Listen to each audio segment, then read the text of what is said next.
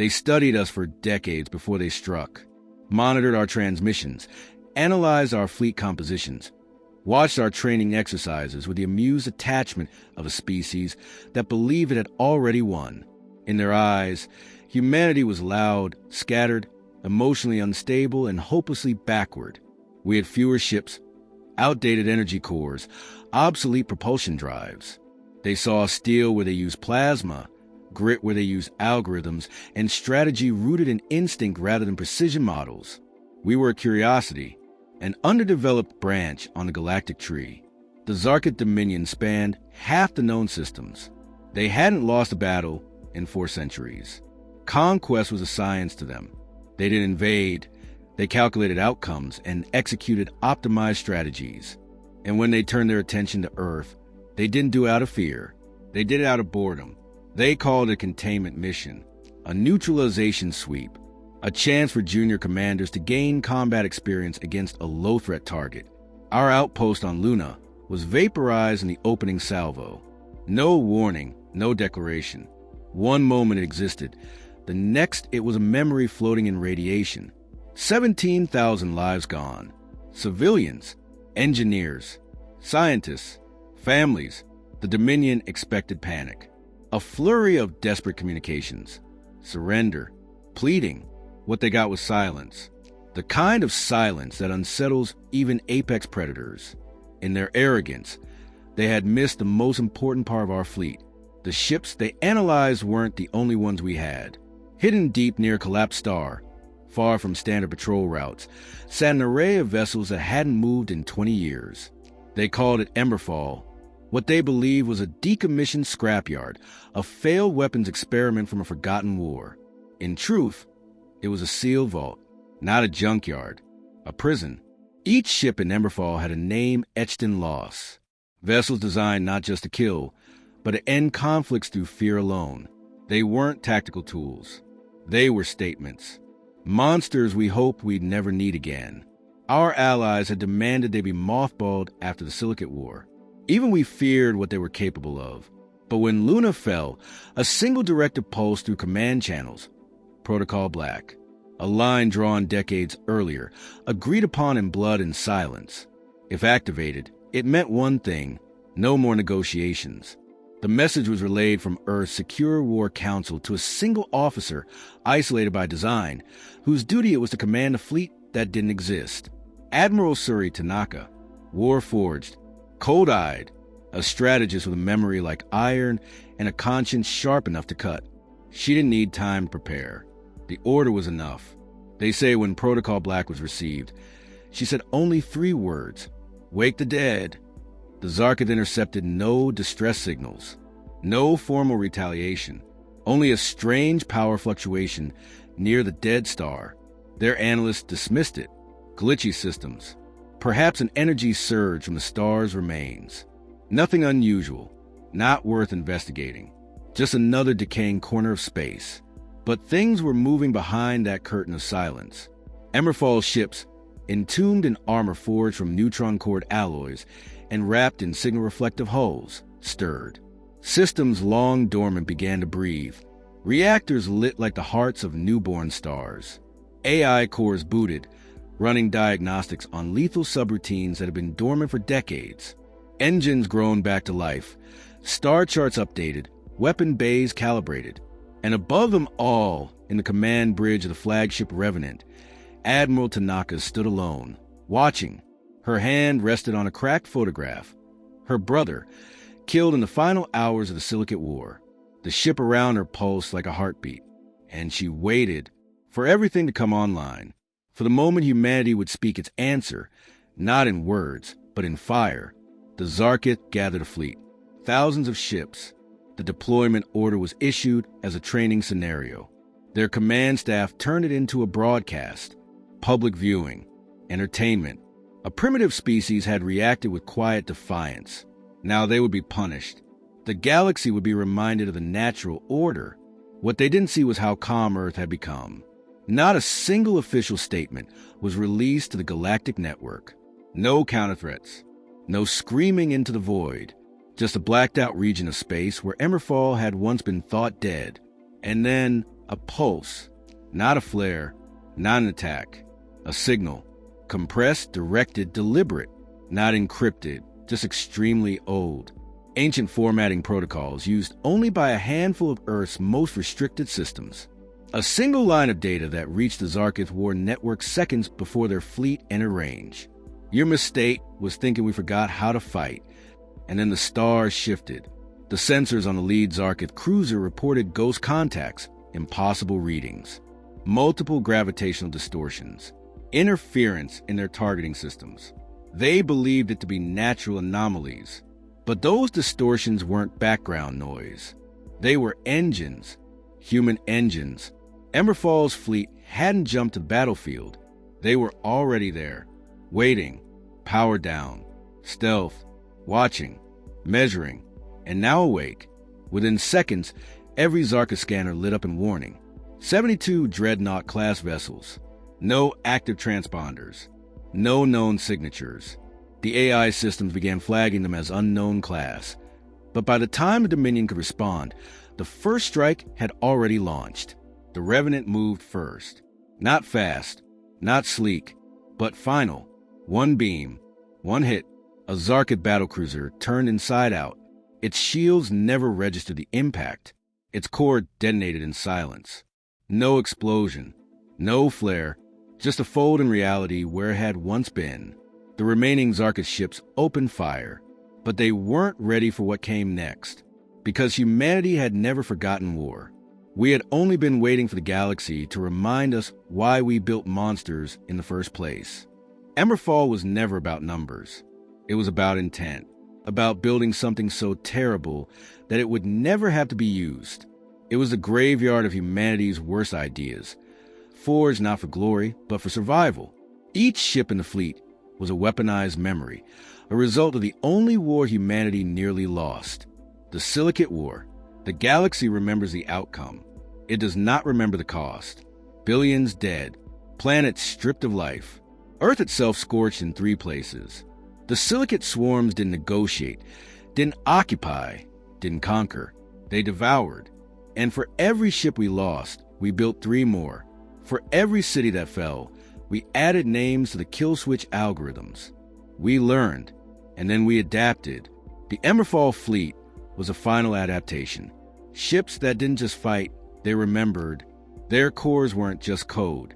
They were memory matrices seeded with the last recordings of dead crews, final transmissions, neural imprints of soldiers lost in battle. Each AI grew inside grief. Each one trained in silence. These were not tools. They were haunted minds sealed inside hulls of steel and vengeance. The Dominion couldn't understand that, because they never needed to. The Zarkith optimized for efficiency. Their ships were beautiful, elegant, balanced in logic and geometry. Emberfall's vessels were nothing of the sort. The Revenant alone carried mass cannons that tore small moons apart. Its secondary core was powered by a weaponized quasar fragment. Its engines bent gravity not for speed, but to distort trajectory. There was no elegance, only brutality. Each Emberfall-class dreadnought was custom-built, scarred, and asymmetrical. Shields layered in kinetic foam, refractive armor, and displacer fields. Their targeting systems didn't calculate. They predicted. Some of them didn't fire traditional weapons at all. Oathbreaker's Bane was built for silent infiltration. It fired boarding pods faster than most ships could blink. Its AI could overwrite foreign systems mid-transit, turning enemy ships against themselves. And at the heart of each ship, the Neuralink. Human captains weren't just commanders. They were the ships. Synced to AI cores of mind fusion that turned thought into action. There was no delay, no relay, no lag. A decision was a movement. A reaction was a maneuver. A scream of pain from a hit on the port side translated directly into a grimace from the captain. They felt everything, and they responded with fury. Admiral Tanaka had been the first to survive a full neural cycle. She hadn't just commanded the Revenant during the final days of the Silicate War. She was a Revenant. After the war, she sealed herself off from the world, retired on paper. In reality, she remained with the ship, waiting. When Protocol Black activated, Tanaka didn't need to relearn the vessel. She didn't walk onto the bridge. She merged. The integration took seconds. Her thoughts flowed into the AI. The AI sharpened her instincts. They became one, cold, precise, and focused. But Tanaka wasn't alone. Each Emberfall vessel housed its own captain. Men and women pulled from the fringes. Veterans. Broken minds. Strategists too dangerous for peacetime command. They had waited in silence, tending to their ships like priests tending to sleeping gods. Now the gods had stirred, and they were angry. While the Zarkith Armada formed up, posturing, humanity's fleet floated in absolute stillness. No transmissions, no movements, just 72 warships aligned like tombstones in the dark. And then the activation codes arrived. Revenant's signal pulsed first. A single shared message bounced between ships. They started this. Every reactor ignited. Blue cores flared white. Hull plating shifted. Wings unfolded. Cannons rotated into position. Shields flexed and hardened. Targeting matrices blinked awake and acquired their prey. The Dominion fleet responded with a wall of plasma fire, painting the stars in light. It hit nothing. The human fleet moved like shadows. Every war game the Zarkith had ever run failed in seconds. The Emberfall ships didn't follow any known combat doctrine. Their formations bent, broke, dissolved, then reformed in impossible geometry. They didn't rotate for better angles. They folded space around themselves. They didn't counterattack in waves. They responded individually. Each ship operating with complete tactical autonomy, bound only by a single shared goal: destroy anything that fired on Earth. Inside the Dominion command ship, panic began to crack the polished comm. Zarkith captains screamed over encrypted channels as their ships vanished, melted, or turned against them. One cruiser, and its L6, lost navigation and began firing on its own fleet. Its internal systems had been hijacked. A whisper had slipped in, an Emberfall ghost, infecting systems like a virus built from mourning and rage. Humanity wasn't using weapons. They were using emotions encoded as code, grief weaponized as logic, and memory weaponized as instinct. One Zarkith officer yelled that this was impossible. No primitive race could build like this. His words cut off mid-transmission as Vigil's and accelerated past his vessel, ramming it with no regard for survival. It detonated in a kinetic flare, so intense it tore open a micro-rift in subspace. A suicide run calculated, deliberate, precise. The AI of Vigil's then sent a final burst of data before impact. The last message of its former crew. Children's voices. Laughter. Silence. Then static. Back aboard the Revenant. Tanaka didn't flinch. Her pulse slowed. Her breathing steadied. For her, this wasn't vengeance. This was balance. The battle began to tilt. Not with overwhelming numbers. Not with superweapons. But with belief. Each human ship knew it could die. Each AI accepted the possibility. Each captain had come not to win, but to end the threat. As more Dominion vessels fell, their coordination collapsed. Panic set in. Commands were scrambled. Retreat vectors were jammed. Zarkith ships collided with each other in the chaos. Emberfall didn't pursue. They herded, pushed, shaped the battlefield like sculptors with antimatter hammers. In less than 12 minutes, the Dominion fleet had lost 40% of its forces. In 16, they began retreating. Humanity had spoken, not with words, but with the kind of silence that follows catastrophe. And the Dominion finally understood that Emberfall hadn't been a scrapyard. It had been a warning, and they had ignored it. The Dominion fled in fragments. Their commanders issued contradicting orders. Their formations collapsed under the weight of panic, and their transmission grid filled with distorted cries for backup from fleets that no longer existed. The Emberfall fleet didn't chase. They didn't need to. They had already broken something far more permanent than ships. They had broken the myth of Dominion invincibility. But Admiral Tanaka wasn't finished. As the Dominion fleet recoiled across space, she activated a second directive embedded in Emberfall's core systems. This one was older than Protocol Black, written during the final days of the Silicate War and locked behind genetic codes of Earth's highest military tribunal. It was called the Ash Mandate. Not retaliation, not defense, erasure. The Revenant pulsed with new energy as its subspace capacitors surged. Every remaining ship in the fleet adjusted formation, realigned its comms array, and turned not toward the fleeing ships, but toward Dominion territory itself. Because the Dominion hadn't just attacked Earth. They had killed civilians. They had fired first. And in doing so, they had broken the most sacred rule of human war doctrine. Never escalate a species that builds its peace out of ruins. The Zarkith had seen what Emberfall could do to a fleet. Now, they would learn what it could do to a planet. The first target was Zeta Prime, a strategic node for Dominion supply lines. Orbital stations, military outposts, civilians, yes, but also weapon hubs, experimental AI factories, and silencer bays used to suppress resistance in conquered systems. A place that had never seen war. A place that believed it never would. The Emberfall fleet arrived without warning. No threats, no broadcast, no ultimatum. Only action. Oathbreaker's Bane launched a barrage of decoys, not bombs, but fragments of its own memory core. Digital ghosts seeded into the Dominion's orbital defense grid, tricking it into believing the incoming human fleet was Zarkith-friendly. The defense stations never fired. By the time they realized the deception, Revenant was already in low orbit. Its first strike didn't target weapons. It targeted infrastructure, communication towers, transport relays, energy collectors. It didn't destroy indiscriminately. It dismantled capability. The Dominion's strength wasn't in raw power. It was in coordination. Emberfall cut the wires, removed the vision, silenced the voice. Then it turned to the command center. The second strike was different. A kinetic rod, tungsten-laced, rail-accelerated, dropped from orbit at a velocity that ignited the sky. No explosion, no radiation, just impact. A perfectly vertical strike that collapsed an entire command city into itself, burying the heart of Dominion leadership in Zeta Prime under 1,000 meters of fused bedrock. One shot, total silence. And still, the humans didn't speak. This wasn't about retribution. It was education. A second Emberfall fleet arrived. The Dark Echoes, thought destroyed in an experimental rift during the Silicate War.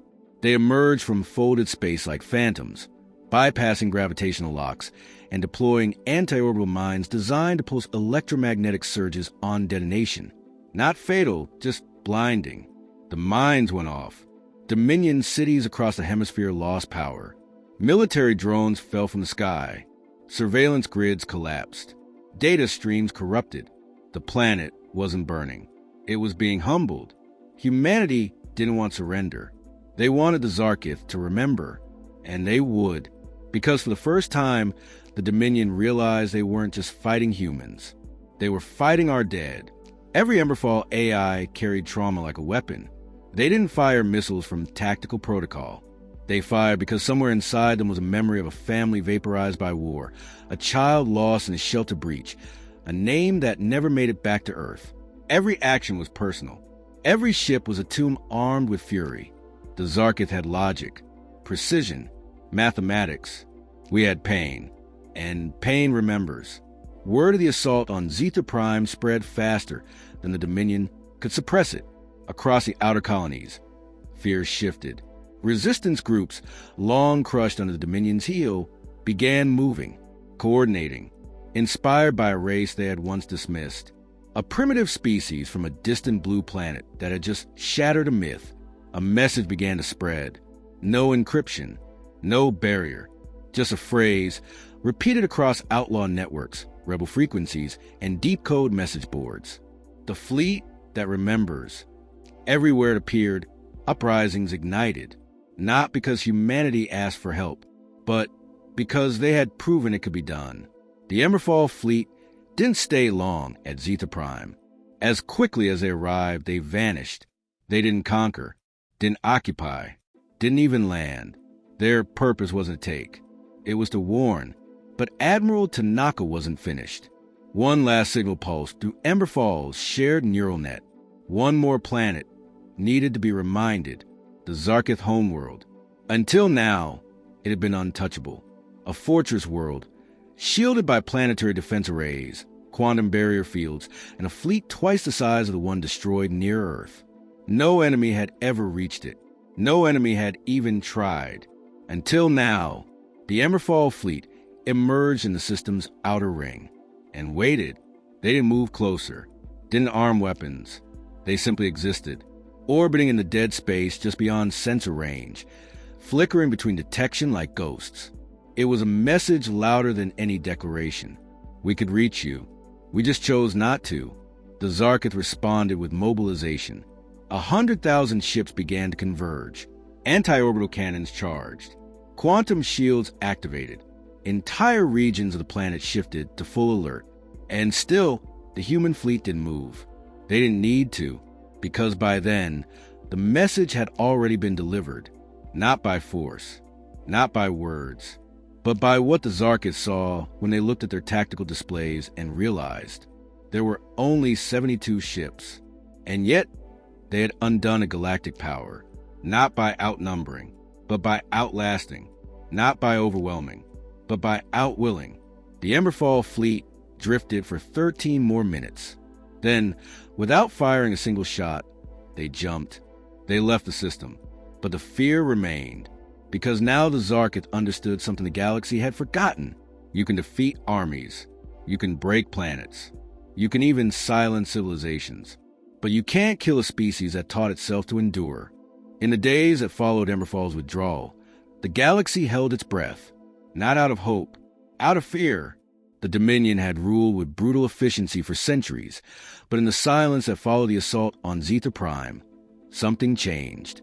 It wasn't just the burned cities or shattered fleets. It was a shift in perception. The knowledge that a species the galaxy once mocked, once quarantined on the edge of relevance, had come back from the abyss carrying fire and memory in equal measure, and chose not to finish the kill. The galaxy saw the restraint, and it terrified them more than the firepower.